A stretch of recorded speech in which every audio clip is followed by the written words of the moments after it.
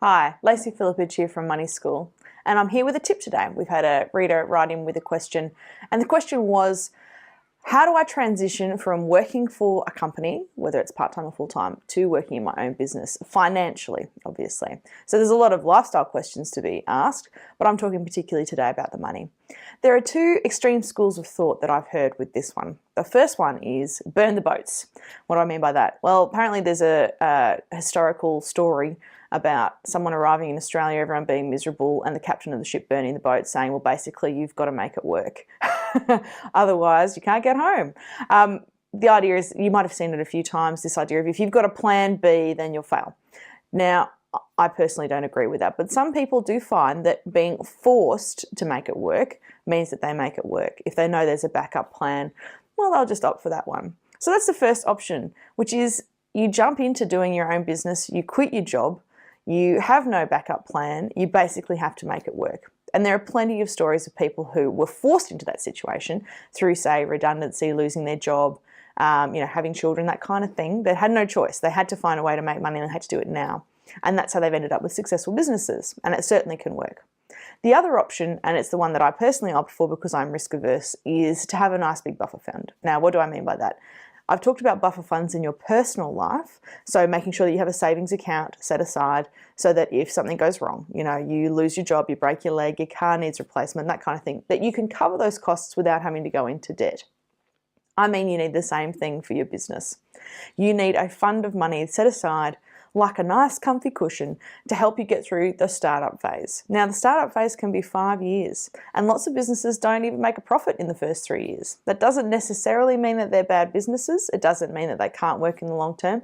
It just means that you are learning a lot when you start your business. You are probably learning what works and what doesn't. You're finding out what you do and don't need to spend money on, and perhaps you're having to invest upfront. You might need to buy equipment. You might need to pay for services. Those kinds of things take money.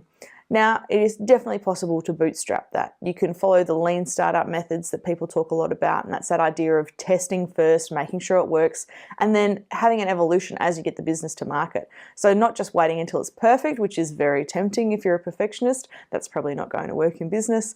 As I tell my kidpreneurs all the time, you've just got to give it a go.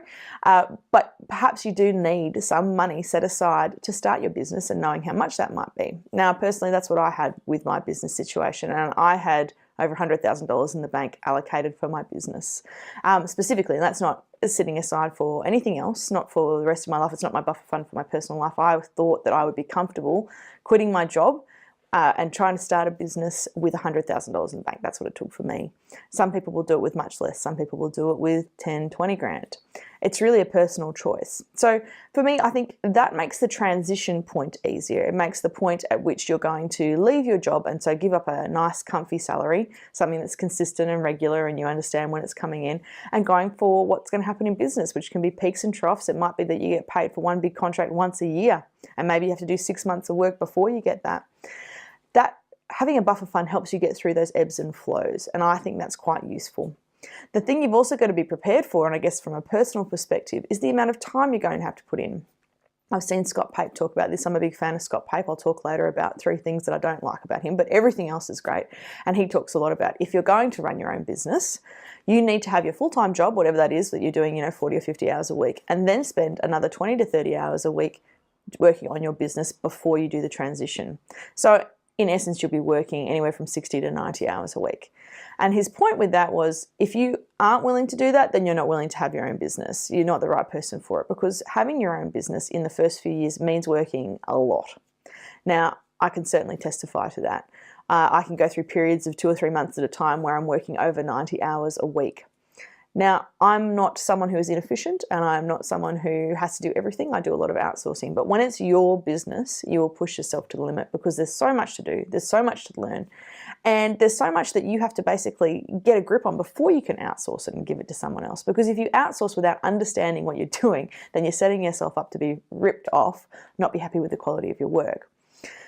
So I personally think you do need to expect to spend extra time on top of your job initially if you want to go into your own business. And after a few years, might be less, might be 6 months for some people, it might be several years for other people, then you can cut back on some of those hours, get a more established process and go back to working what some people might think is part-time, you know, maybe within school hours or whatever works.